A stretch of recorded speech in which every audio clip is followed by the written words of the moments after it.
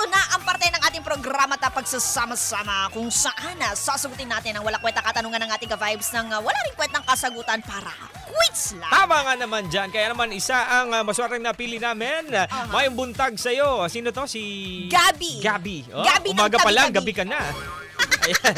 Gabi na tabi-tabi para sa ating puksaan sa agahan. Puksaan sa agahan. Puksaan sa agahan. Ayan. Saan sa agahan na di ko pa na... Hindi pa namin Sige, malaman. Oo, kung saan pa patungo. Pero ito Oo. na nga, pagbibigyan natin ang tanong ni Gabi. Ang tanong ni Gabi, maingay na umaga o tahimik na gabi? Diba? Maingay na umaga! O tahimik na gabi. Wait lang, napapaisip ako. Aha. Feeling ko dito na lang ako sa sa tahimik na umaga. Wow, Wow, tahimik na umaga. Maingay na umaga. Sa tahimik na gabi na lang, oo. Oo nga naman, tahimik na gabi. Bakit tahimik na gabi? Pag tahimik na gabi kasi, doon ka makakapag-isip-isip. Yung tipong naririnig mo lang mga kuliglig. Ang ano Tapos kasi niya? nagkakape ka, yung mga parang may iniisip ka. O kaya ka naman, pwede ka naman doon gumawa ng ingay na mahina lang. Aha. Kasi pag ganong, di ba, tahimik, kahit ultimo lakad maririnig mo. Ultimo lakad. Ultimo halinghing maririnig mo. Kalingheng! Ultimo Alam mo, ano. nakakaano kasi yan eh. Parang, para sa akin lang nakakaaning yung parang sobrang tahimik na gabi. Pag ganon? Oo, parang, Ay, oo nga, no? anong mali? Bakit ang tahimik ng paligid? Oo. Diba? Yung maski parang mas gusto ko pa nga na naririnig ko yung tahol ng aso. Ay, Alam mo oo. yun? Kasi, Yung alam ko na marinig hindi ako ba? nag-iisa. Mahirap din yan. Diba, ganun? Oo, Uy, iba rin gulo, yan. gulo Kaya yun. mapipili ko talaga maingay na umaga. Talaga naman. Maingay na umaga yan. Ayan, paingayin natin yung buhay ninyo. Ayan. Ay, sige. Ito na. O sige na, ano na, puksain na natin to. Buksan na natin to, kahit di ko pa mabuo. Sige. Ako din hindi Ituloy ko na natin mabuo. Sa to. totoo lang ha. Diyos ko, pagpasensyahan nyo na po ang pagkakalat namin sa umagang ito dahil ito na po ang kalatan sa agahan. O sige na, ito na. Palakpakan sa mukha mo. Gabi ng tabi-tabi. O, palakpakan. Eto na. Hey, eto na. Let's go. Let's go. Listen. Itawid na natin to.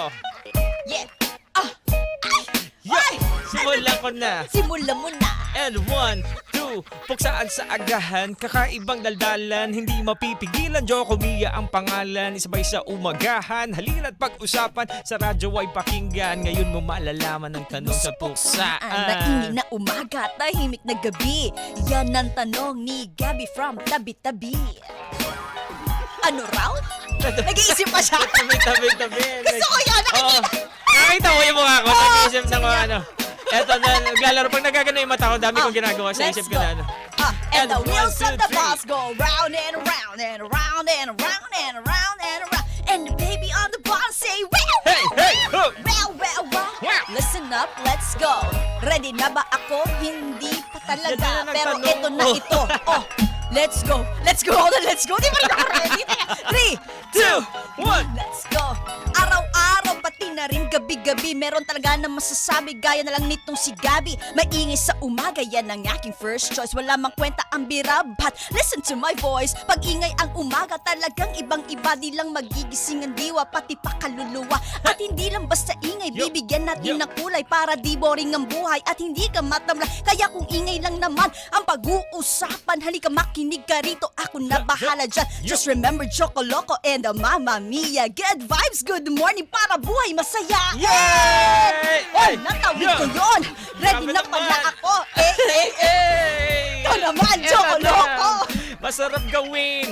Ito ba? Tapusin mo na to. Pakinggan na natin.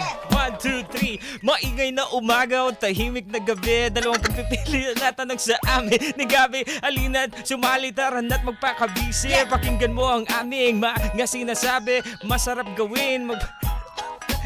Masarap gawin ang mag-ingay sa gabing tahimik at tanging kuliglig ang naririnig. Kahit mahina, daing o halingling ay rinig. Kaya kahit konting ingay ay naririnig. Bigla kang nagugulat, lumalakas ang pandinig. Sa tahimik na gabi, iba't iba ang naririnig. Pag may paparating, bigla ka na natutulig. Kung ako ang papipiliin doon sa tahimik na gabi, kung wala ulit natin. Kung ako papipiliin doon sa tahimik na gabi, wala ka nang maririnig sa ingay na tabi. Wala ka nang maririnig na ingay sa tabi-tabi. Makakapag-isip ka pa at hindi ka maririnig. Sa lalim ng gabi, wala nang sa lalim ng gabi, wala nang nagtatabi.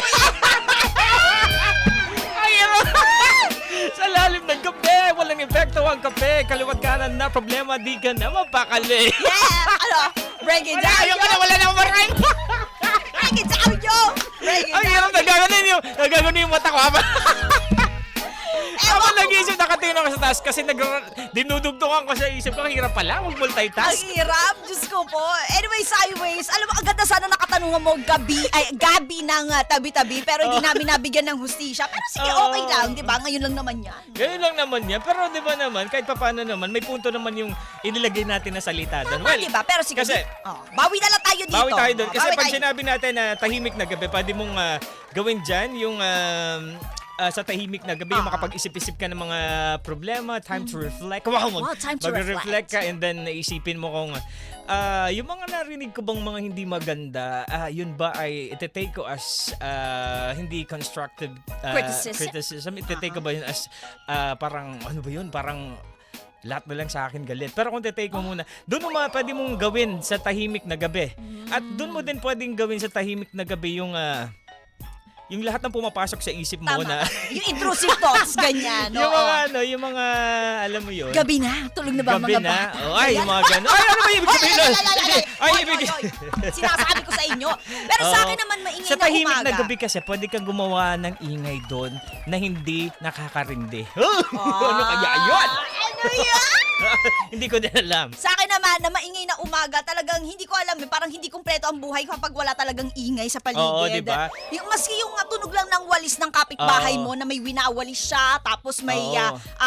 aso, may aso yung kapitbahay ninyo na tumatahol, o kaya naman yung ingay ng mga bata na, alam mo yun, yung nagtitilian, yung tuwan-tuwa habang naglalaro sila.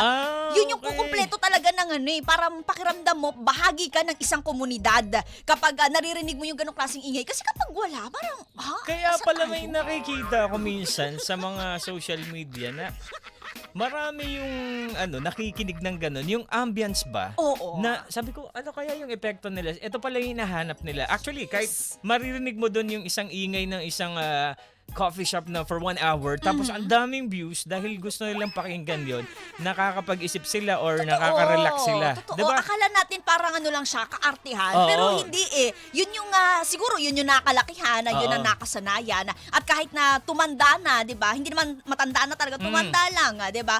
Abay, yun pa rin ang... tumawad pa na. Oo, yun ang hinahanap-hanap Bigyan isang talaga. titingin sana sa akin si Mama Mia eh. Buti Oo. napigilan ko. Oo. Yun lang hinahanap-hanap talaga nila. Kanya-kanya talagang yan Oo. tawag dito, preference Oo. o kagustuhan na pagdating sa kung paano natin sisimulan ng araw natin o Oo. paano rin natin tatapusin yung araw natin.